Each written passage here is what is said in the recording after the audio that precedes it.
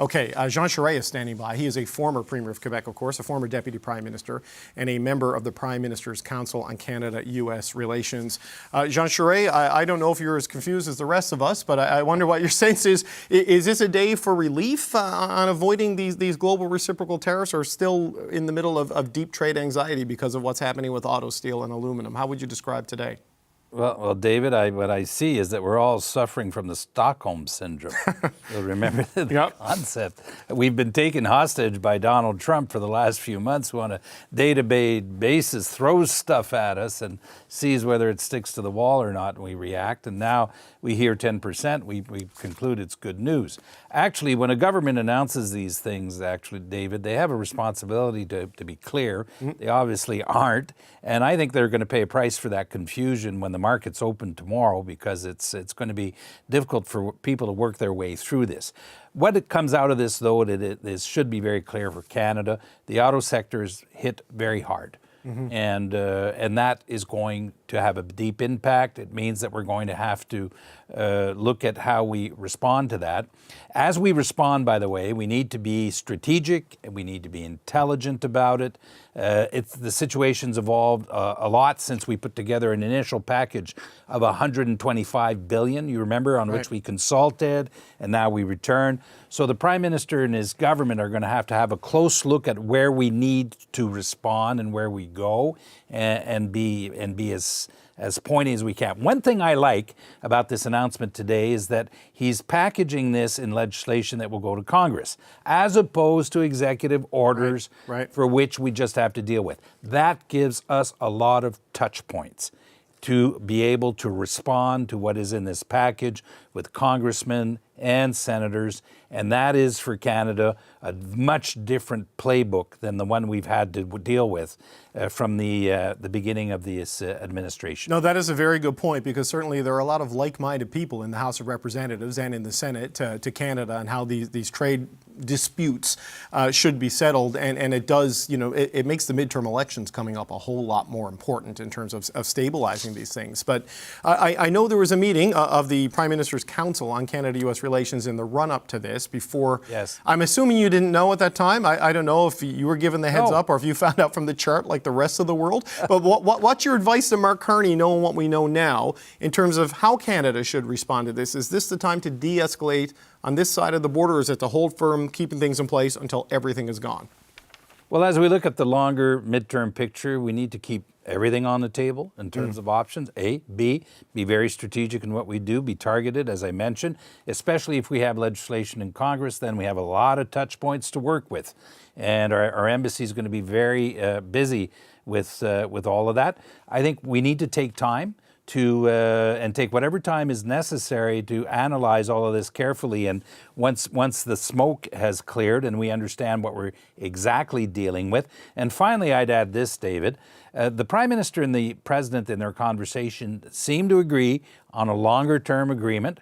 That's good news for us. It may not be, or with today's announcement about the present agreement, CUSMA, maybe the Americans want to continue with CUSMA. If that's the case, there has to be a longer-term negotiation that will allow us to have at least some predictability in regards to our trade relationship with the United States. There's about $60 billion in round numbers in counter tariffs in place, if my math is correct, Mr. Charest. The $30 billion for the initial fentanyl tariffs, let's call them, and then another $30 billion for the steel and aluminum. I don't know if we've done anything just yet on auto. I think the plan was to wait and see.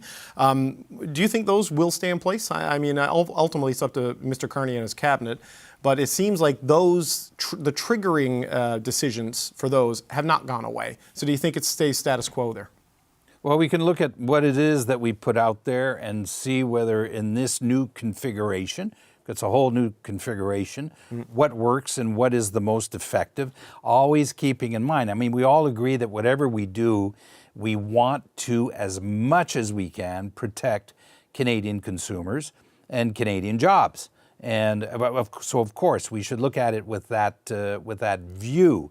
But also, David, we need to be very clear. This is a world of very bad choices. We only have bad choices when we reply. Yep. The logic of tariffs and counter tariffs is bad for everyone. So that's the world in which we are making choices, and we all wish it were different, but we have to defend our fundamental sovereign interest as we go ahead with this. No, look, the tariff versus tariff, it's a circular firing squad for the citizens and the companies of the various countries. So just as a final point, Mr. Charest, Mark Carney said last week that that underlying relationship of economic integration, defense and security cooperation, it's over. I mean, how do you see it based on this reprieve today? Are we still in that world that it's like, even if it gets better from this point on, you just got to look elsewhere for the long term? A moment ago on your show, someone mentioned that Trump would leave office at one point. The truth of the matter is Trumpism is with us for the foreseeable future, whether it's Donald Trump or anyone else. Our world and our relationship with the United States has changed forever. Donald Trump, we may thank him in 30 years from now because he will have forced Canada to look at how we operate our economy, how we operate our federal system, and the place that we occupy in the world. But we will never return to the relationship we had before. Jean Charest, we appreciate you joining us on a busy and kinetic day. Let's call it that. We appreciate your time, sir. Thank you. Okay, we're going to get back to the power panel. We heard from Amanda. We've got Jordan Likeness, Tim Powers, and Sherelle Evelyn here. Jordan, let's start with you. I mean, Jean Charest says no matter what, Trumpism is here to stay, and we've just got to deal with that going ahead. I mean, where do you think this leaves things today? Yeah, I fear he's right about that. There's no indication that these trends of economic nationalism are going to leave the United States anytime soon. And I think today there's a danger that people will want to feel a bit relieved or to see this as good news. But having 25% tariffs on our auto sector, on our steel, on our aluminum, we're still talking about hundreds of thousands of workers who are going to be impacted. Layoffs and shutdowns are going to be coming. This is really serious, and there's a real risk to normalizing those tariffs as well.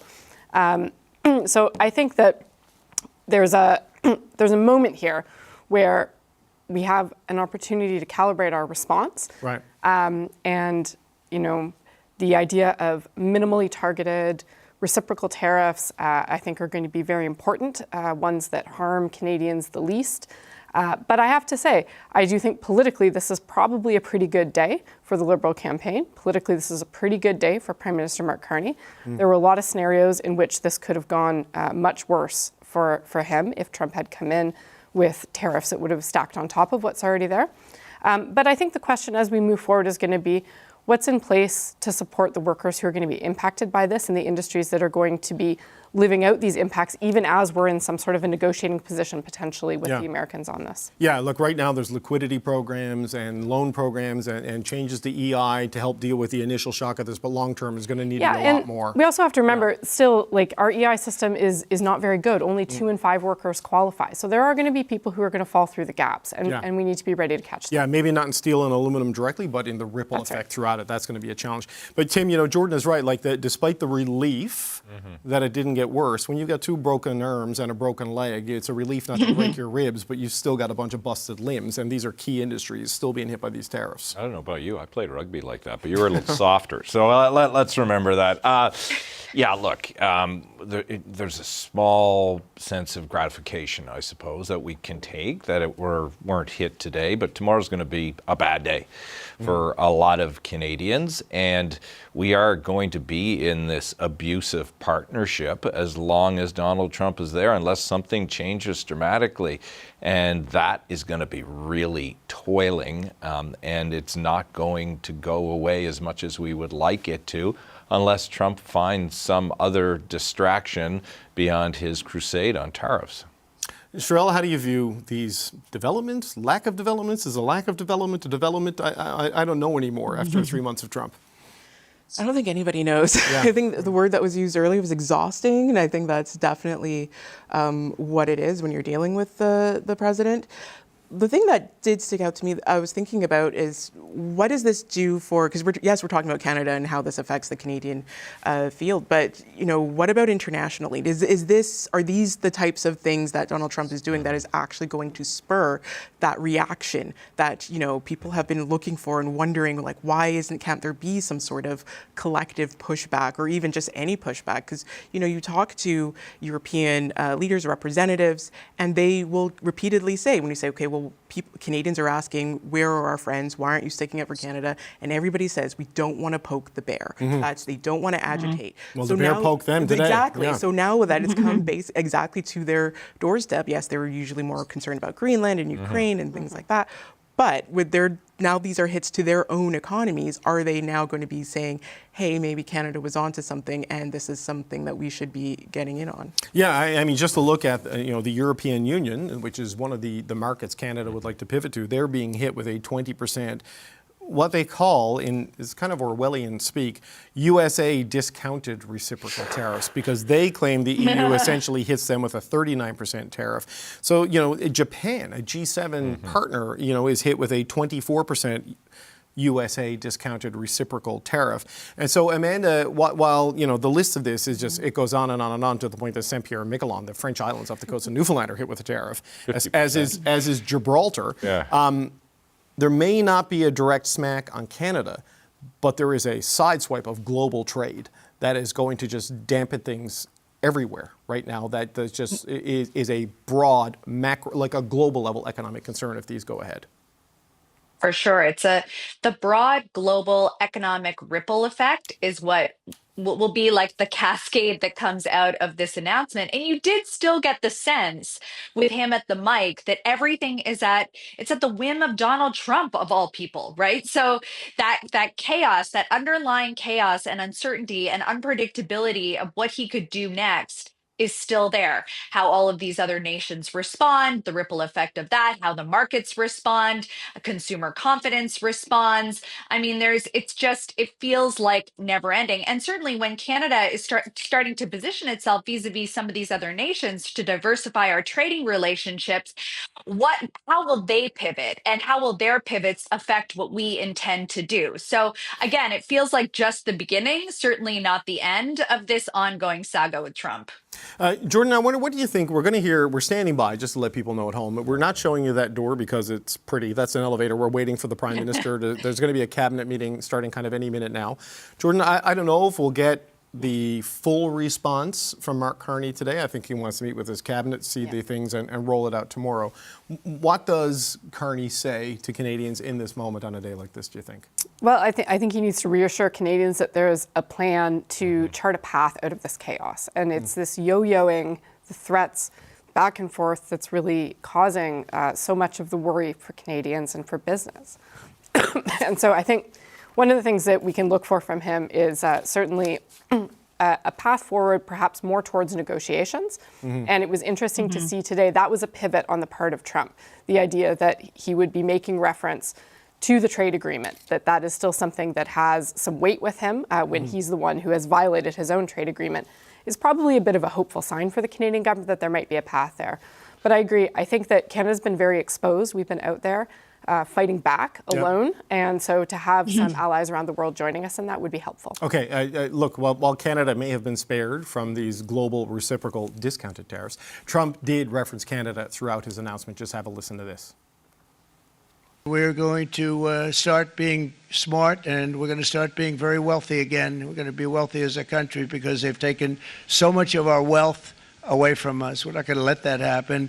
We truly can be very wealthy. We can be so much wealthier than any country. It's not even believable, but we're getting smart. Nearly a century later, in the face of unrelenting economic warfare, the United States can no longer continue with a policy of unilateral economic surrender. We cannot pay the deficits of Canada, Mexico, and so many other countries. We used to do it. We can't do it anymore.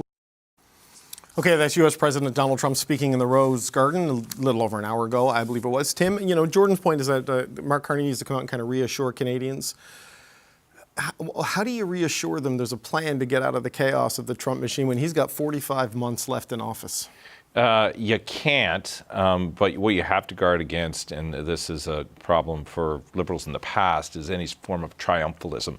You don't want to say today is a big victory and we've held off. It's not, and Mark Carney is not likely to say that, but I'm already seeing some social media that suggests not Mark Carney, but others that are trumpeting this, pardon the pun. I dial that down very quickly. I think Mark Carney has to keep saying, we've got your back. We've got your back. Because that is the only thing he controls right now. Canada can assist, how they assist, how quickly they assist, how they respond. He can control that. He has no control over Donald Trump. And I think Canadians want to hear that they will be protected at some level should this continue in the vein it's continuing. The one thing, Sherelle, that I look at from today that is an extra layer of reassurance is that, in February it was until March 2nd. In March it was until April 2nd. He hasn't said anything yet about May. So we got that going for us. Early. Maybe I'm grasping at paper straws here. But, it is kind of status quo. We'll figure out where things go with steel, aluminum, and auto. And that's, I think, what we need to hear from the Prime Minister.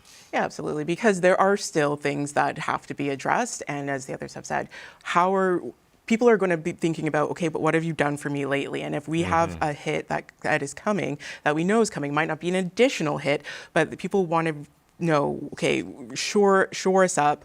Where do we go from here? What certainty can you offer us in these troubling times? Because there is so little certainty with everything. You cannot control, as everybody knows, what Donald Trump is going to do or say on any given day. So the only things the government can do right now is to tell people, we know for what we know is coming, this is what we're doing, and this is how we have your back. Okay, if you're just joining us, just to catch you up, you're watching Power and Politics. We are standing by to hear from Prime Minister Mark Carney, who will be convening a meeting of his Canada-U.S. Cabinet Committee within the next few minutes. So we expect him to arrive and respond to what Donald Trump said in the Rose Garden a little over an hour ago, outlining a global tariff plan from the President of the United States that to this point excludes Canada and Mexico from any additional tariffs. The ones going into effect on the steel and aluminum, already in place on steel and aluminum, and the ones announced, I'm going to say last week, because time is moving fast in this election and this trade war, on the auto sector, will go into effect at midnight tonight. But no additional tariffs on top of the ones that were already in place were imposed here on Canada or on Mexico, on what Donald Trump calls Liberation Day, what the rest of us call April 2nd. And we are standing by to hear from Prime Minister Mark Carney on that as he once again steps off the campaign trail as Liberal leader in that role to step into his parliamentary job as the Prime Minister of Canada in the middle of a trade war with its biggest trading partner. So with all of that said, Amanda, I'm going to start with you, but knowing Mark Carney could dodge around that corner any minute, and we'll have to go to Mark Carney. What's your sense of what he needs to say here? I mean, bearing in mind this is a trade war, which is an enormously important thing, happening in an election, which is also an enormously important thing. What do you expect to hear from Mark Carney?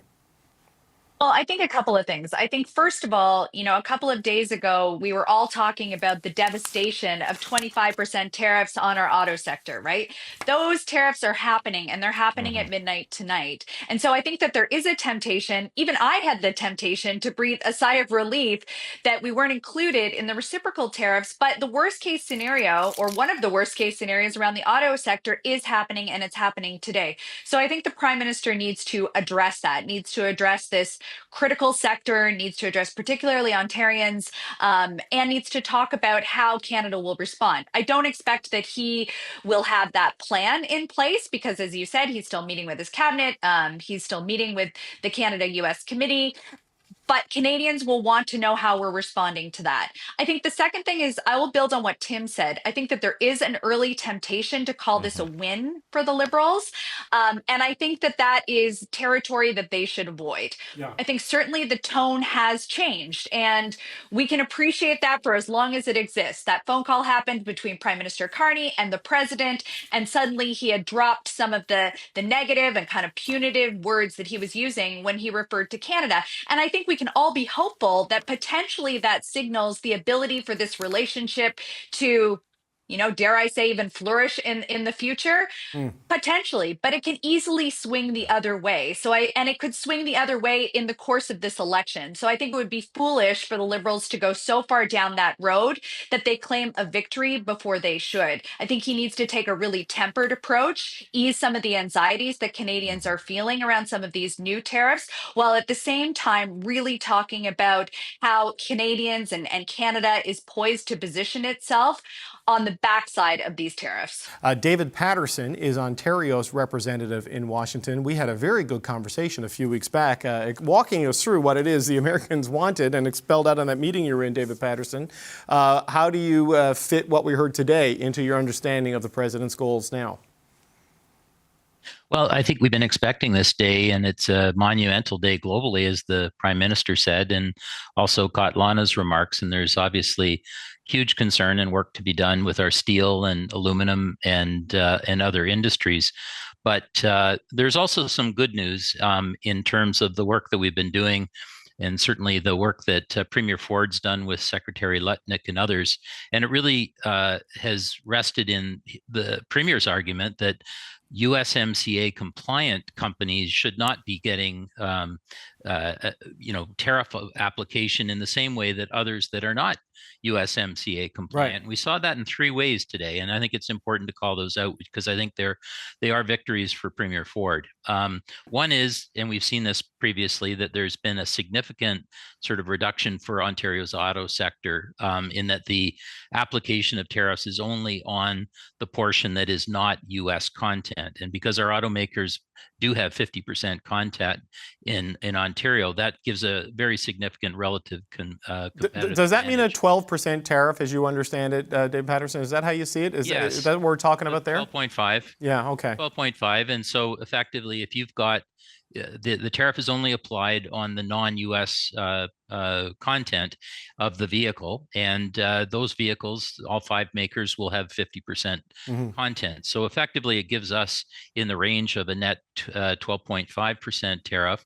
But then, in addition to that, very important, we have the continuation of the USMCA compliance, again, exemption for the fentanyl tariffs. We were very worried that if we had a stacking of that 25% tariff as well as the auto tariffs, that could be curtains for our auto sector, but we didn't have that today. Same argument from Premier Ford. It should not be, USMCA compliance matters. And then USMCA compliance, thirdly, got us a 0% tariff on the reciprocal tariffs when we see others getting 50%, 46% around the world. So again, on a relative basis, this is significant progress, but lots of work to be done. There's questions to be figured out with regard to auto parts, which are duty-free still at the moment. We have to figure those out. And obviously lumber and steel and the others, but it started with that discussion here in Washington between the Premier and Secretary Lutnick. But, David Patterson, and I've got to get to Flavio Volpe before I run out of show. It tells you how much things have changed. That we're looking at a 12.5% tariff on cars as relief and a victory with the level of disruption that this has caused. 'Cause when you're in a free trade agreement, you've had the auto pact for decades. The hit to the global trading system right now is also going to be felt in Canada. So there's a lot of difficult times ahead just because of those other actions today. Yeah, no question. And we've been hearing that from President Trump for 2 years. So we should be prepared. And it doesn't mean we like it, and it doesn't mean that we shouldn't continue to try and renew the USMCA eventually. But in the short term, we had a crisis that would have cost us our auto sector, and it won't now. You'll hear concerns from the parts industry in Canada. We understand that. We want to make things better for them as well.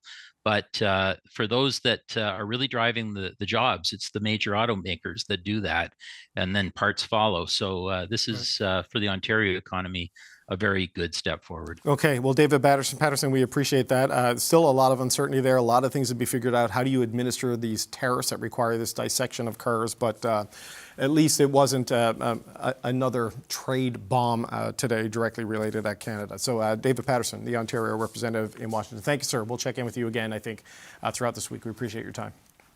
Thanks, David.